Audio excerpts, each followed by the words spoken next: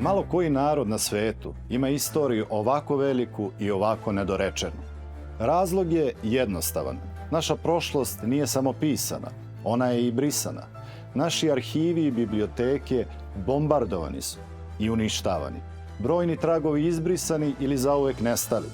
Zato danas živimo sa više pitanja nego odgovora. Sa misterijama koje čekaju da budu otkrivene. Moje ime je Milan Bogojević, pisac, novinar i istraživač. Objavio sam 10 knjiga u više od 100 izdanja, a istorijom se bavim više od 2 decenije. U ovoj emisiji vodit ću vas kroz najskrivenije i najzagonetnije priče naše prošlosti. Zajedno ćemo, korak po korak, otkrivati ono što su vekovi skrivali.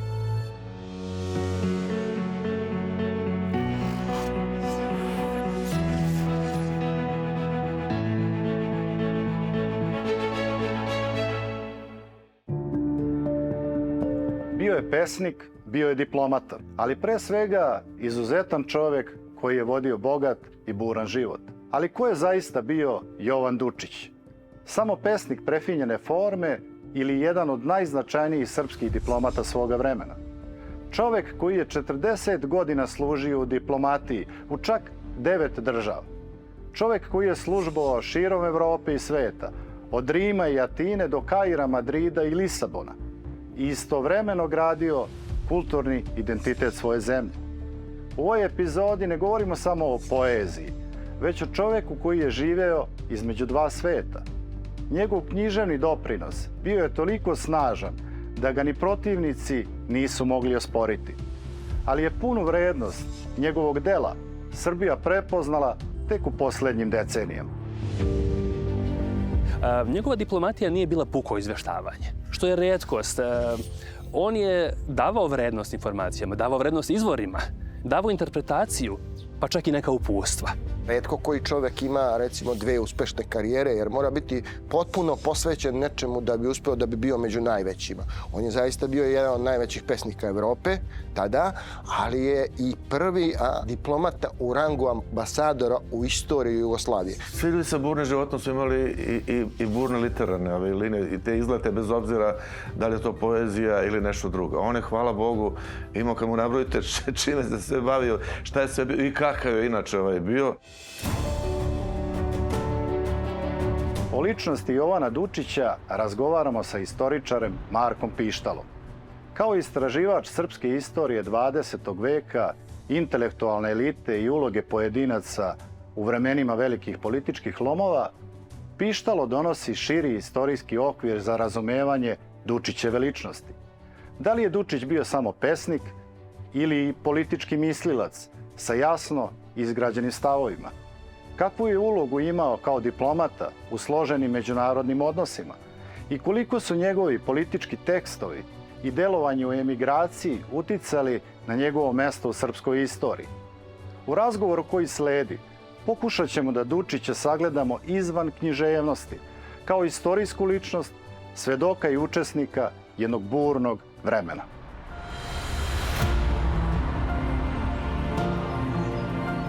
Između diplomatskih misija Jovana Dučića i njegovog rodnog Trebinja, gde najviše vremena provodio, kažu da je Beograd bila ta treća destinacija. Što zbog posla, a još više kažu zbog svojih prijatelja. I postoji zapisi da je najčešće sa Milanom Rakićem dolazio ovde na Kalemegdan, da su ovde šetali i razgovarali. Pa sad da se podelimo samo ko je Dučić, ko je Rakić, da krenemo priču. Šalu na stranu. Dobro podela uloga. Šta, Marko, mi danas sa sigurnošću znamo o Jovanu Dučiću?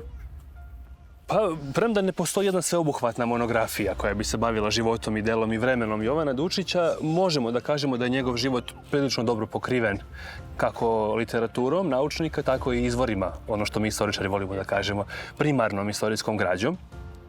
Tako da mi danas možemo da rekonstruišemo prilično detaljno ono što bismo nazvali životopis našeg velikog pesnika Jovana Dučića. Za svakog čovjeka kažu da ga određuje detinjstvo. Da krenemo recimo od tog detinjstva, od Trebinja, školovanja. Vjerovatno ti je poznato da datum, odnosno godinu rođenja Jovana Dučića još uvijek nismo sa sigurnošću utvrdili. Pojavljuje se 1869, 71, druga, četvrta i tako dalje. I sad jedna interesantna stvar, ni Dučić sam nije to znao. Imamo jedno pismo koje je uputio rođaku Vladi, gdje mu daje punomoć za otkup njegove te rodne kuće i kaže: ne znaš kolika je moja radost što sam iz ropstva izbavio ono kamenje iz kojeg sam se izlegao. Tako da Jovan Dučić je to odmah misterije na početku, ljudi vole misterije. U tom svom ranom detinjstvu je beležen strahovit gubitak oca Andrije Dučića, učesnika Hercegovačkog ustanka, one glasovite nevesinske puške. On je umro od upale pluća u posljednjoj godini, 1878. posljednjoj godini ustanka, tako da će on, rano ostavši siroče, svoje viđenje oca i svoju sliku graditi na osnovu ukazivanja majke Jovanke. I značit će mu u životu. On je zaista isticao da im svoje ustaničko poreklo i čak je sa 18 godina napisao jednu pesmu koja se zove Siroče.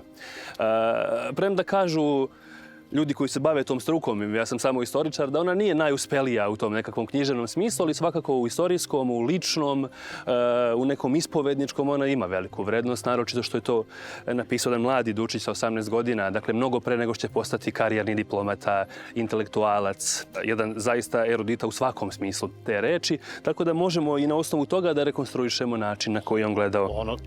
Taj događaj svakako će kod njega buditi taj neki revolucionarni buntovnički duh koji će ga pratiti tokom čitavog života. Pa sigurno. Eto, još da se vratimo na Trebinje u jednoj lepoj raspravi stručnoj, naučnoj, koju su napisali naš akademik Ljubodrag Dimić i Miladin Milošević, upravo su u tom Trebinju vidjeli nešto što će kasnije odlikovati Dučića. Kažu ovako, taj spoj gdje se dodiruju strme planine i Mediteran, gdje se mešaju nazori, religije, civilizacije, nacionalnosti, je nešto što će oblikovati mladog Dučića. Dakle, imamo i taj geografski moment. Naime, majka je, vidjevši da je u teškoj situaciji nakon gubitka oca, odvela decu u Mostar, gdje je živeo njen sin iz prvog braka. On se zvao Risto Glogovac. Dakle, Dučićeva majka Jovanka je imala jedan brak pre toga i iz tog braka je Dučić dobio tog polubrata Ristu Glogovca koji je bio trgovac. Ovako već imućan trgovac, kao i Dučićev otac. I on je tu upisao Trgovačku akademiju u Mostaru i završio on to vrlo uspešno u slobodno vrijeme radeći upravo u toj trgovini. Dakle, bio je viđen negdje za trgovca, nastavljača toga što je radio njegov otac i njegov polubrat Risto, međutim, nije ga zanimalo. On je radio u trgovini u slobodno vrijeme, davao se tamo, međutim, mnogo privlačniji zvučao mu je poziv učitelja. Dakle, on je upisao učiteljsku školu prvo u Sarajevu, poslije je završio u Somboru. 1893. godine stekao je diplomu. Kažem stekao je diplomu, ne i diplomirao zbog jednog maltene bizarnog razloga. U to vrijeme mađarske vlasti su naravno propisivale i određen nivo mađarskog jezika. Dakle, Dučić je bio među još trojicom, čini mi se, učenika čije su diplome zadržane zbog nedovoljnog poznavanja mađarskog jezika. Dakle, on je diplomirao, ali diploma je zadržana. Pa je kasnije polagao taj mađarski jezik. Inače, on će bio, kao što je poznato, kasnije bio veliki poliglota. Imao je čak i skromno znanje mađarskog, međutim, morao je da polaže taj dodatni ispit iz mađarskog jezika da bi njegova diploma mu bila i uručena. 1908. godine on je u prvoj, ajde kažemo, nezvaničnoj diplomatskoj misiji, premda njegov angažman zvanični počinje tamo negdje u maju 1910. godine. Dakle, I tu treba istaći sad zbog gledalca da je on imao tu jednu progresiju, da se razumemo. Nije u diplomatiju ustupio odmah kao što kažu danas ambasador ili to vreme poslanik pa kasnije ambasador. Nego su to bili neki niži nameštaji. Tako je. Njegov prvi angažman je bio u Sofiji 1910. godine. On je bio kao pisar angažovan. Dakle, ima cela hijerarhija napredovanja. To se u starom Rimu zvao cursus honorum. Dakle, morao si sve te magistrature da prođeš, nisi mogao da budeš odmah konzul ako pre toga nisi bio... Pa čak i ako si Jovan Dučić. Čak i ako si, tako je, da, čak i ako si Jovan Dučić. I eto tako on kreće. I tu se vidjelo jedna stvar kod njega. Njegova diplomatija nije bila puko izvještavanje, što je retkost. On je davao vrednost informacijama, davao vrednost izvorima, davao interpretaciju, pa čak i neka uputstva, gdje bi se on negdje pozicionirao i kao jedan vrsta savjetnika. Znamo i kasnije, još 39. kada je postignut sporazum Cvetković-Maček, samo da skočimo kada je Dučić već ime, ambasador, prvi ambasador u Bukureštu, Kraljevine, on pokušava da da jedan memorandum opširan gdje bi on savjetovao kako da se reši hrvatsko pitanje. Dakle, vidimo da mu nije bilo strano ni na početku, ni kasnije u tim godinama kada je već bio, kako bismo kazali, etabliran diplomata, da on ne samo izveštava, nego i savjetuje, upućuje, daje neko svoje mišljenje i tako dalje. I to će ga pratiti do kraja karijere. O manje poznatim detaljima iz života Jovana Dučića razgovaramo sa piscem Slavišom Pavlovićem, koji je Dučića izučavao duže od 1 decenije. Autorom knjige Himerina krv, posvećene životu velikog pesnika i diplomate. Kroz književnu interpretaciju zasnovanu na istorijskim izvorima, Pavlović otvara pitanja koja često ostaju van uobičajenih biografija. Ko je bio Dučić iza diplomatskog sjaja i prefinjenih stihova? Kakve su bile njegove lične dileme i uverenja i odnosi koji nisu ušli u zvaničnu istoriju? U razgovoru koji sledi ulazimo u prostor gde se prepliću činjenice i tumačenja u skrivene slojeve jedne složene ličnosti. Ovo je Dučić koga ređe upoznajemo, čovek iza velikog imena. Slaviša, kada govorimo o Jovanu Dučiću, govorimo uglavnom kao pesniku, ređe kao diplomati. A najmanje govorimo o Jovanu Dučiću kao čoveku. Ja sam pogledao neke tvoje intervjue i ti to ističeš uvek kao jako značajnu komponentu inače za stvaralaštvo Dučića. Kakav je to Dučić bio čovek? Pa on je bio i ponosan i vrlo često arogantan i ljutit i samouveren. Imao je naravno mnogo i razloga da bude, ali on je imao i tu jednu tipičnu hercegovačku crtu. Znate kako kažu, u Hercegovini nije dao na sebe. Pa recimo on je već još dok je bio učitelj u Bijeljini 2 puta hapšen zbog remećenja javnog reda i mira. Zapravo to je jednom je bila tuča zbog uvrede, a drugi put je uhapšen zbog zabranjenih pesama. Dakle, to su bile njegove 2 rodoljubive patriotske pesme koje su Austrugari zabranjivali jer su veličali Srbiju, govorili o zlatnoj slobodi i ujedinjenju.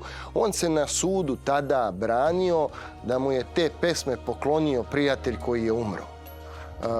To mu naravno nije pomoglo, pa je kažnjen zabranom obavljanja učiteljskog posla godinu dana, ali recimo i kasnije, 1904. godine, postoji, mislim da je Politika zabeležila, čak imam taj članak, gde se ugledni pesnik Jovan Dučić u hotelu Moskva pobio sa profesorom Ristom Odavićem. Jedna možda i najveća afera u njegovom životu jeste tuča u Ministarstvu inostranih dela. To je bilo krajem 20. godina, o kojoj je izveštavao, verovao ili ne, čak i New York Times, koji je na Dučićevu sreću pogrešio njegovo prezime pa je napisao Bučić. Dučić je još pre toga bio predstavnik u Ligi naroda, odnosno to je preteča Ujedinjenih nacija i bio je poslat čak i da ispita određene aranžmane njegovog prethodnika Milutina Jovanovića. To je inače, ti verovatno dobro znaš, sestrić Nikole Pašića koji je bio i osumnjičen za korupciju i još neka druga nepočinstva. Međutim, vrlo brzo stiže ministru inostranih dela Ninčiću pismo od izvesne gospođe Vogel ili Fogel, koja kaže da je Dučić, od kad je upoznao njenu 19-godišnju ćerku, ušao u nedozvoljenu vezu sa njom i ćerka je trudna, Dučić je otac tog deteta, što je u tim trenucima za diplomatiju bilo nezamislivo.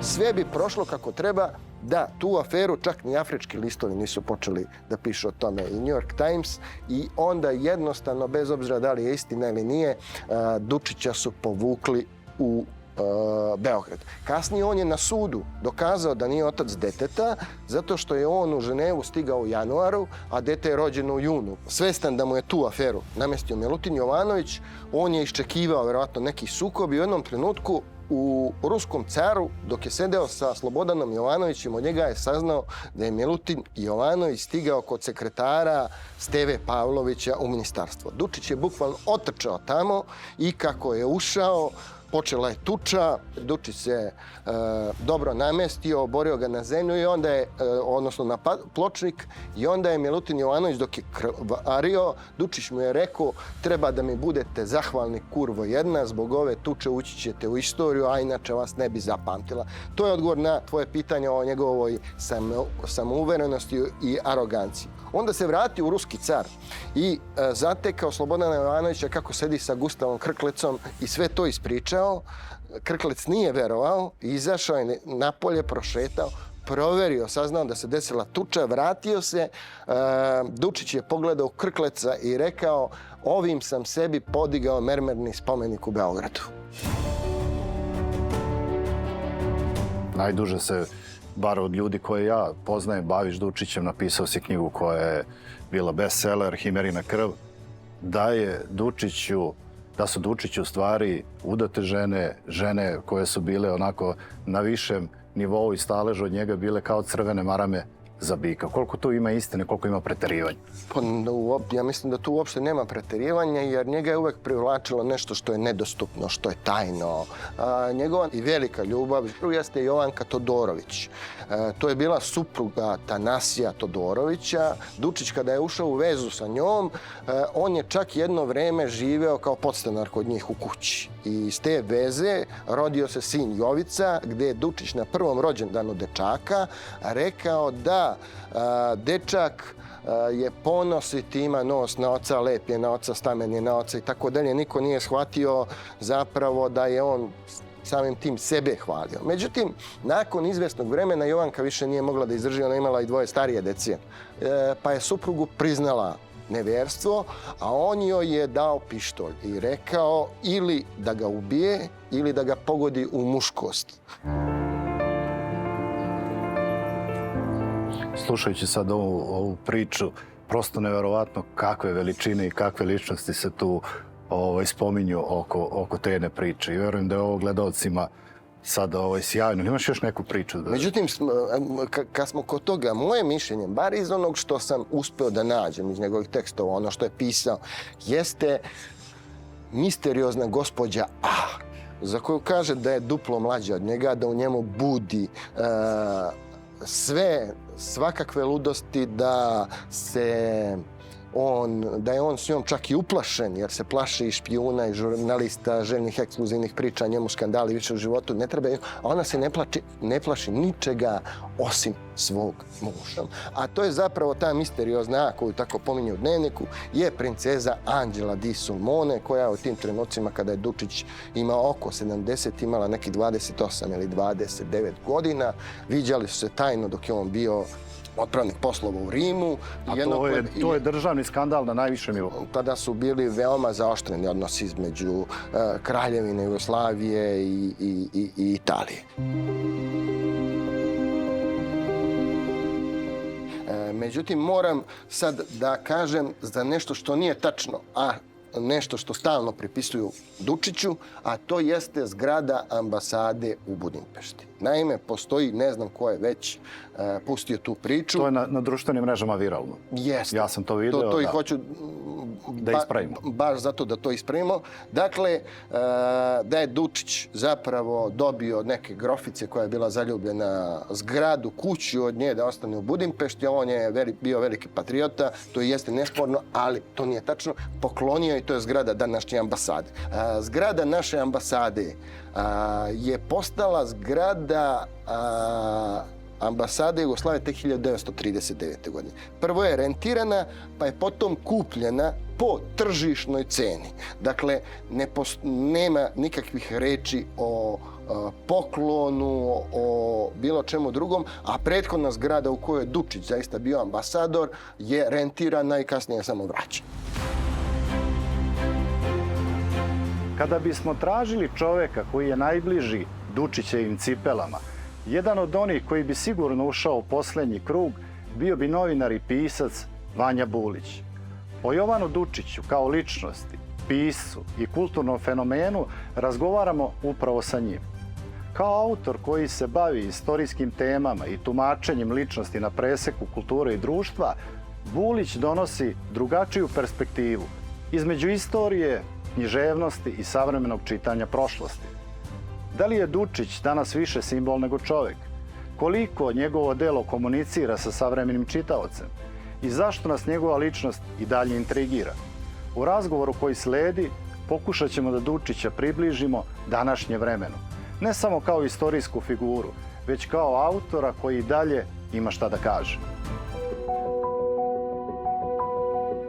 Gospodine Buliću, koliko je za jednog pesnika ili pisca, sad pričamo konkretno o Jovanu Dučiću, koliko je bilo bitno za njegovo stvaralaštvo, taj njegov sadržajan život u svakom smislu, i diplomatski, i ljubavni, toliko bure, toliko vratolomije, koliko je to za jednog pisca značajno?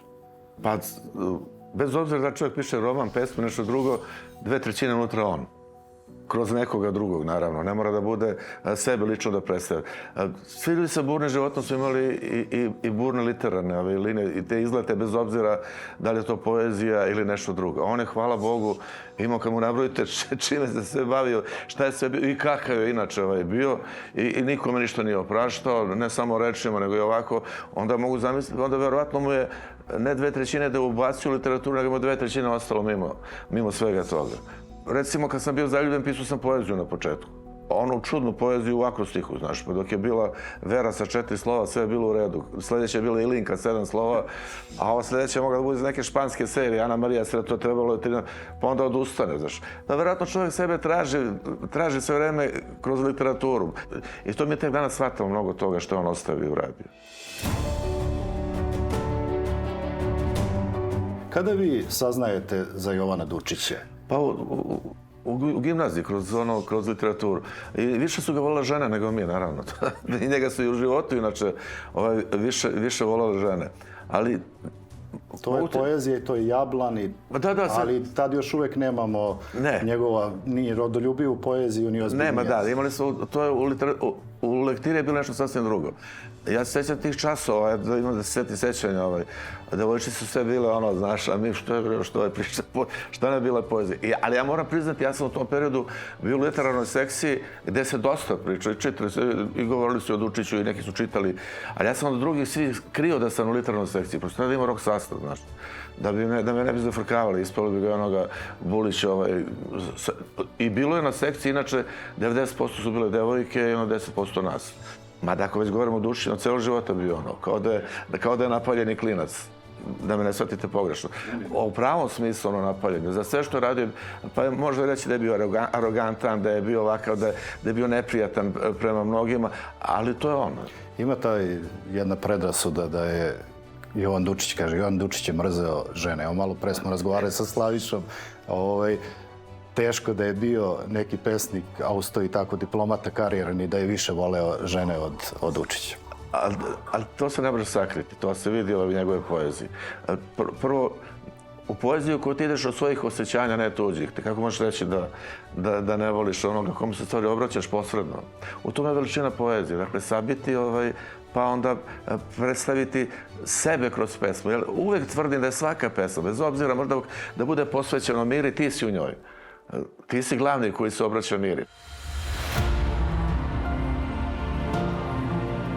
Ja sad spremajući se malo za ovaj razgovor sa vama, sam pogledao i pročitao da ste vi, što kaže naš narod, od davnina sa Žabljaka, to je od davnina sa Žabljaka, to je nekada bila stara Hercegovina kojoj je pripadao i Dučić i jedna od njegovih najvećih ljubavi je bilo Trebinje koje je ostavio toliko. Šta je to u Hercegovcima, toliko uspešnih ljudi imaju? Visoko, violentan, tako.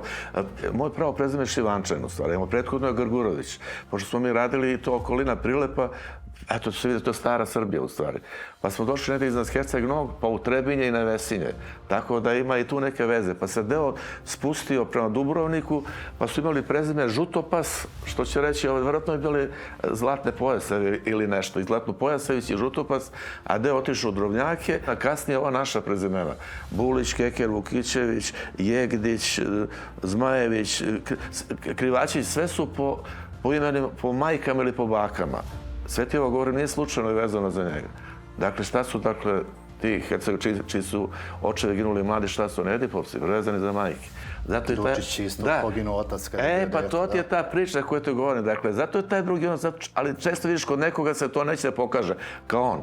On se trudi da ne pokaže u poeziji, to curilo iz njega. Recimo konkretno kad pričam o mojoj majci. Moj tata je bio na Golom otoku.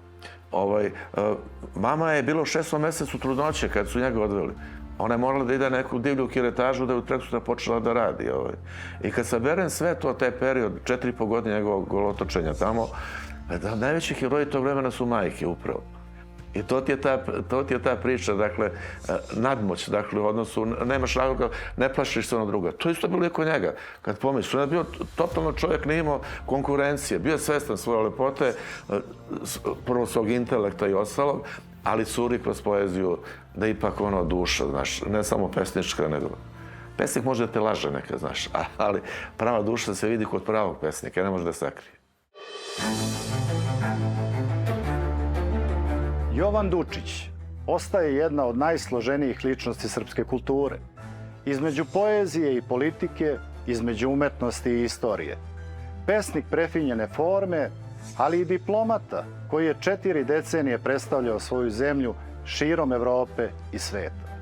Da li je bio pre svega pesnik lepote ili mislilac i državnik čija uloga još uvijek nije do kraja osvetljena? Da li smo ga zaista razumeli ili smo prihvatili samo jedan deo njegove ličnosti? Kao i uvijek, konačni sud prepuštamo vama.